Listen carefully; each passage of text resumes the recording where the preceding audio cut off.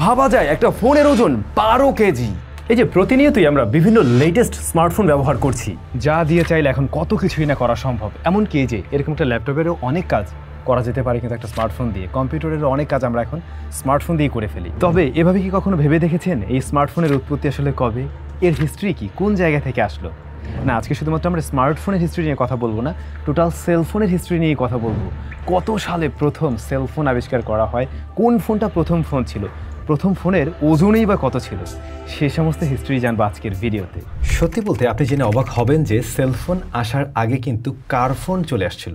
কার phone, যেটা গাড়িতেই থাকতো, গাড়ির ভিতরেই বসানো থাকতো। 75263 Bowling Green 91099 এমনকি একটা কার ফোনের ওজন 80 পাউন্ড পর্যন্ত হতে পারত। সাল 1947 বেল ল্যাবস ইন্ট্রোডিউস করে সেলুলার কমিউনিকেশন টেকনোলজির। তবে তারা যে প্রথম সিস্টেমটা নিয়ে আসে এটার বেশ কিছু লিমিটেশনসও ছিল, আবার ওজনের দিক থেকেও কিন্তু অনেকটা ছিল এই জিনিসের, অলমোস্ট 12 কেজির মতো। এই সিস্টেমটাও কিন্তু টাওয়ার টু টাওয়ার নেটওয়ার্কিং এর মাধ্যমেই কাজ করত। যদিও বা এই টেকনোলজির জন্য ইনফ্রাস্ট্রাকচার ওইভাবে রেডি ছিল না, বাট আস্তে আস্তে এটা ডেভেলপ করা হয় এবং পপুলারিটিও বাড়তে থাকে। এই কারফোন দিয়ে কথা বলতে গিয়ে দেখা যেত অ্যাট এ টাইম 4-5 জন ওয়েটিং লিস্টে আছে। এমনকি ওয়েটিং লিস্টের টাইমটা এতটাই বেশি ছিল 20 থেকে 30 মিনিট পর্যন্ত লেগে যেত। আপনি একটা কল মেক করবেন, আপনার ওয়েট করতে হচ্ছে তার জন্য প্রায় 20 থেকে 30 মিনিট। তারপরেও কিন্তু ওই সময় এই টেকনোলজিটা বা কারফোন বেশ পপুলারিটি পায়, বিশেষ করে এলিট শ্রেণীর মধ্যে। এরপরে মাঝে সময় কেটে যায় অনেক দিন এবং ফাইনালি মটোরোলা আসল গেম চেঞ্জার এবং তারাই ফাইনালি ফার্স্ট সেলফোন নিয়ে আসে। হয়তো আপনারা অলরেডি অনেকেই প্রথম সেলফোনের ছবি দেখে ফেলেছেন বা দেখে থাকবেন, এমনকি আমাদের স্টুডিওতেও এর আগে আপনাদের দেখার কথা এর ছবি। বাট এর পিছনে ছিল মটোরোলার 10 বছরের অক্লান্ত পরিশ্রম এবং $100 মিলিয়ন ইনভেস্টমেন্ট। সাল 1983 মটোরোলার ইঞ্জিনিয়ার মার্টিন কুপার, উনি কিন্তু প্রথম নিয়ে আসে মটোরোলা ডায়নাটিক্স 8000X। এটাই পৃথিবীর বুকে প্রথম সেলফোন, যার ছবি হয়তো বা আমার স্টুডিওতে এর আগে অনেকেই দেখেছেন। তবে হ্যাঁ, কনসেপ্ট কিন্তু সেম। বেলস ল্যাবস যে কনসেপ্ট দেখিয়েছিল, মটোরোলা কিন্তু সেই সেম কনসেপ্টে হেঁটেছে। এবং মটোরোলার এই প্রথম সেলফোনের জন্য কিন্তু সেম নেটওয়ার্ক ইনফ্রাস্ট্রাকচারের দরকার হয়েছে এবং সেটা প্রয়োজন অনুযায়ী বাড়াতেও হয়েছে যখন কিনা এর পপুলারিটি বাড়ছিল। And that is the nature of what communications ought to be. Portable means freedom. এবং এখন আপনাকে আমি যেটা বলবো সেটা শুনলে আপনি নিশ্চয়ই অবাক হয়ে যাবেন। মটোরোলার এই প্রথম সেলফোনকে চার্জ করতে সময় লাগতো 10 ঘন্টার মতো। হ্যাঁ, আপনি ঠিক শুনছেন, 10 ঘন্টার মতো সময় লেগে যেত ফুল চার্জ করতে। একবার ফুল চার্জ করা হলে এই ফোন থেকে ব্যাকআপ পাওয়া যেত 35 মিনিট। মাত্র 35 মিনিট ব্যাকআপ পাওয়া যেত এর থেকে। আর এই ফোনের দাম কেমন হতে পারে একবার ভাবুন তো। তখনকার দিনে ছিল এর দাম $3995। যদি বর্তমান সময়ের সাথে আমরা কম্পেয়ার করি সেই সময়ের ডলারে, তাহলে এর দাম দাঁড়ায় অলমোস্ট $27,000 থেকে $30,000 মতো। তো বুঝতেই পারছেন বাংলাদেশি টাকার ক্ষেত্রে সেটা কতটা হতে পারে এই মুহূর্তে দাঁড়িয়ে। This is an exact model of the very first cell phone. There were only 2 phones in existence at that time. The biggest issue in that first call, we didn't know it was going to be historic in any way at all. We were only worried about one thing: is the phone going to work when we turn it on? Fortunately, it did. তো এভাবে same টেকনোলজির মধ্যে দিয়ে সময় কেটে যায় বেশ কিছুটা। সাল 1994 IBM সাইমন পৃথিবীর বুকে প্রথম টাচ স্ক্রিন যুক্ত সেলুলার ফোন নিয়ে আসে। I am totally computer functional thanks to this Simon PDA from Bell South and IBM. It's a really interesting PDA built around this cellular phone. এবং এটাকে বলা যেতে পারে স্মার্টফোনের প্রথম ধাপ বা প্রথম যাত্রা, কিংবা এটাই প্রথম স্মার্টফোন যেটাকে আমরা কিনা টাচ করে ব্যবহার করতে পারছি, আবার সফটওয়্যার ব্যবহার করা যাচ্ছে, আই মিন অ্যাপ। তখনকার দিনে এই ফোনের দাম ছিল $1099। বর্তমান সময়ের সাথে কম্পেয়ার করতে গেলে 2050 বা 2100 USDর মতো হবে। সাইমন যেহেতু এখানে খুব ভালো করছে, তো মটোরোলার একটু কামব্যাক করা উচিত। মটোরোলা 1996 সালে আরও একটা ফোন নিয়ে আসে, আর এটা ছিল স্টারটেক, যেটা ফোল্ডাবল ডিজাইনের। এবং মটোরোলার বেশ কিছু ইউনিক ফোল্ডাবল ডিজাইনের ফোন কিন্তু আমরা হয়তো অনেকেই ব্যবহার করেছি, রাইট? এই সময়ের দিকে বিভিন্ন ব্র্যান্ড কিন্তু সেলুলার ফোন নিয়ে কাজ করছিল এবং তারা ডিফারেন্ট ডিজাইন, নতুন ফিচার্স এ সমস্ত দেওয়া ট্রাই করছিল। তবে দারুণ একটা স্বর্ণযুগের রচনা করে ফেলে কিন্তু নোকিয়া 3310। এই মোবাইলটা আসে 1999 সালে এবং ব্যাপক পরিমাণে জনপ্রিয়তা পায় এবং আপনারা জানেন এই মোবাইল দিয়ে চাইলে তালও পারা যায়, কারণ ফোনটা ছিল বেশ শক্তপোক্ত, যথেষ্ট বড় একটা ফোন। এখনও মনে হয় অনেকের হাতে এই ফোন আছে। এই ভিডিওটা যারা দেখছেন তারা কি কেউ এই ফোন ব্যবহার করছেন বা আপনাদের কাছে যদি থাকে অবশ্যই কমেন্ট করে জানাবেন। নোকিয়ার স্বর্ণযুগ মূলত এখান থেকেই শুরু হয়ে যায় এবং নোকিয়া বেশ লং একটা টাইম এই ফোনটাকে কন্টিনিউ করে। 2007 সাল পর্যন্ত তারা এটা কন্টিনিউ করছিল। তবে হ্যাঁ, এর মাঝে নোকিয়ার আরও জনপ্রিয় ফোন আছে, সেখানে তো আমরা অবশ্যই আসছি। তার আগে ব্ল্যাকবেরির কাছ থেকে একটু ঘুরে আসা উচিত।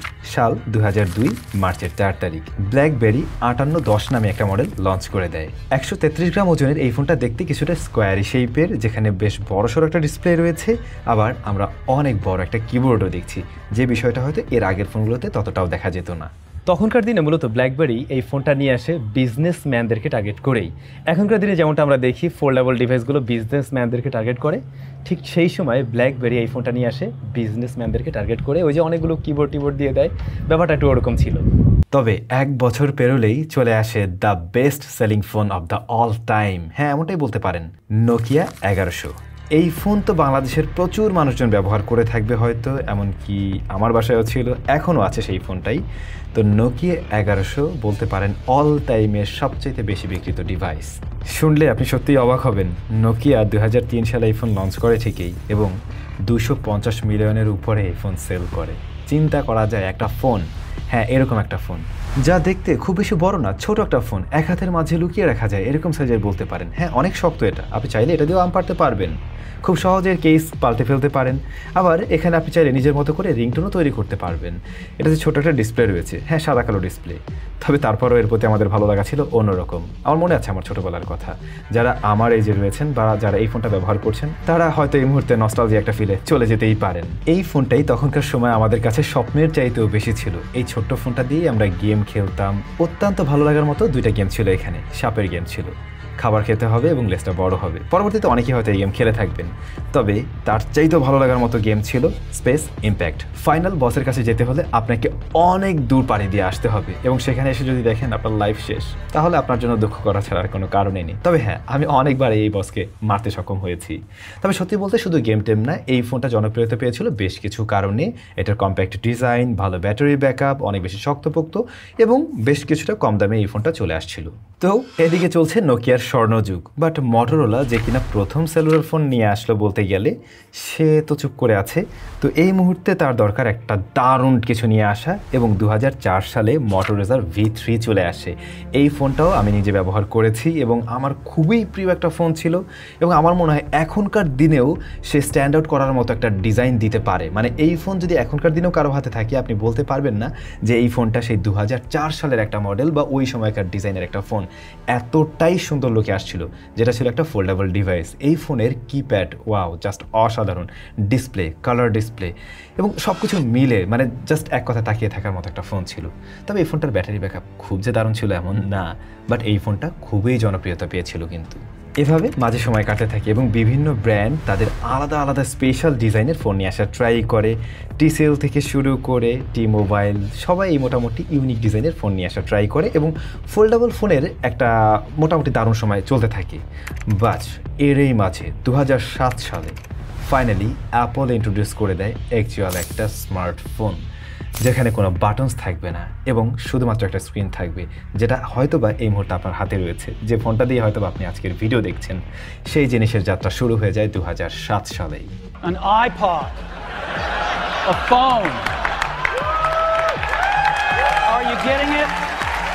And we are calling it iPhone. কিন্তু মজার ব্যাপার কি জানেন, এখানে এসে এভাবে বলা যায় অ্যাপল কামড়া করলো কি। এটা বলা যায় এই কারণেই, মে মাসে ব্ল্যাকবেরি তাদের কার্ভ 8300 ডিভাইসটা লঞ্চ করে দেয়, যেটা বেশ ইউনিক একটা ডিভাইস, যেটাতে নতুনত্ব অনেক কিছুই রয়েছে। ঠিক তার 1 মাস পরেই অ্যাপল তাদের এই ডিভাইসটা নিয়ে আসে এবং বলতে পারেন ন্যাশনালওয়াইড এই স্মার্টফোনের জনপ্রিয়তা দারুণভাবে দেখা যায় এবং অ্যাপল 6 মিলিয়নের অধিক এই ফোন বিক্রি করতে সক্ষম হয় ওই সময়। আর তারপর থেকে অ্যাপল তাদের নিউ জেনারেশনের স্মার্টফোনগুলো প্রতি ইয়ারে লঞ্চ করে যাচ্ছে, যেটা আমরা এখনও কন্টিনিউ হতে দেখছি। আমি জানি কয়েকটা ফোনের ব্যাপারে না বললে আপনারা আমাকে ধরে পিটানো উচিত। যেমন ধরুন নোকিয়ার N71, N95, সিম্বিয়ানের একটা স্বর্ণযুগ ছিল। তাছাড়া রয়েছে সনি এরিকসন, সনির সাইবার শট, ওদের ওয়াকম্যান সিরিজ, এই সমস্ত ডিভাইসগুলোরও কিন্তু বেশ জনপ্রিয়তা ছিল ওই সময়টাতে। তাছাড়া বেশ ইউনিক কিছু ডিজাইনে নোকিয়া বেশ কিছু মডেলের ফোন নিয়ে আসছিল, যেগুলো সবগুলোর হয়তো মডেল আমার ঠিক খেয়াল নাই, তবে আমি অনেক ফোনই কালেকশন করেছিলাম, অনেক ফোনেই ব্যবহার করা হয়েছিল, সৌভাগ্য হয়েছিল আর কি। অন্যদিকে অ্যান্ড্রয়েডের যাত্রা কোথায় শুরু হলো? 2008 সালে HTC ড্রিম, HTC প্রথম অ্যান্ড্রয়েড স্মার্টফোন নিয়ে আসে। $179 এই ফোনটার ডিজাইন ছিল স্লাইডিং ডিজাইন বলতে পারেন, যেখানে টাচ স্ক্রিন রয়েছে, আবার স্লাইড করলে আপনি কিবোর্ডও পেয়ে যাবেন। জানি স্যামসাং লাভাররা একটু রাগ করেই আছেন, তাদেরকে নিয়ে কেন কিছু বলছি না। স্যামসাংয়ের ফার্স্ট গ্যালাক্সি ফোন চলে আসে 2009 সালে, Samsung ZT 17500। It's a pleasure to be with all of you here tonight to celebrate the launch of the Galaxy S. This is truly a historic moment. আর গুগল পিক্সেলের প্রথম phone আসে 2016 সালে। এর পরের ইতিহাসগুলো তো আসলে আপনারা জানেন, নিজেরাও ব্যবহার করছেন সে সময়কার স্মার্টফোন। এরপরে আমরা টেকনোলজিতে অনেকটা চেঞ্জেস লক্ষ্য করেছি, যেমন ডিসপ্লে বড় হতে শুরু করে, পাঁচল কাটার যোগ হয়, তারপরে আমরা আন্ডার ডিসপ্লে ফিঙ্গারপ্রিন্ট স্ক্যানার দেখি, আন্ডার ডিসপ্লে ক্যামেরা দেখছি, মাঝে পপ আপ মেকানিজম এমনটাও আসতে দেখলাম, এখন টেলিফটো ব্যবহার হচ্ছে অনেকটা, আবার এআই এর ব্যবহার হচ্ছে। অদূর ভবিষ্যতে আমরা আরও অনেক স্পেশালিটি দেখবো একটা স্মার্টফোনের মাঝেই। এমনকি এটাও বলা যেতে পারে কম্পিউটারের অনেকটাই চাহিদা পূরণ করে ফেলছে কিন্তু একটা স্মার্টফোন, হয়তো আমরা ওটা দিয়ে সব কিছু করতে চাচ্ছি। আমি জানি এখন হয়তো আপনাদের অনেকের মাঝেই কোশ্চেন থাকতে পারে, স্যাম এত কিছু জানলো কী করে? আমি জানি না, তাহলে কি ওর জন্ম সেই একদম ওই আমলে যখন কার্ফোন ছিল? না, ব্যাপারটা এমন না। এখানে যে তথ্যগুলো শেয়ার করা হয়েছে এগুলো সব অনলাইন থেকে নিয়েই, অনলাইন থেকে একটু রিসার্চ করলে আপনি নিজেও জানতে পারবেন। সো খুব সহজ একটা ব্যাপার। তবে এ ধরনের ভিডিও আপনাদের কেমন লাগলো অবশ্যই কমেন্ট করে জানাবেন। আপনারা চাইলে আমরা অবশ্যই চেষ্টা করব এই ধরনের ইনফরমেটিভ ভিডিও তৈরি করার জন্য, এবং কোন টপিকে চাচ্ছেন, কোন বিষয় নিয়ে জানতে চাচ্ছেন অবশ্যই টেকনোলজি রিলেটেড কমেন্ট করে জানালে আমি সেভাবে ট্রাই করব। প্রচুর সময় লাগে আসলে এই ধরনের কন্টেন্ট করতে, বাট তাও আমার খুবই ভালো লেগেছে। আই হোপ এই ভিডিওটা আপনাদের কাজে লাগা উচিত, ভালো লাগা উচিত। সবাই ভালো থাকবেন, টেকনোলজির সাথে থাকবেন।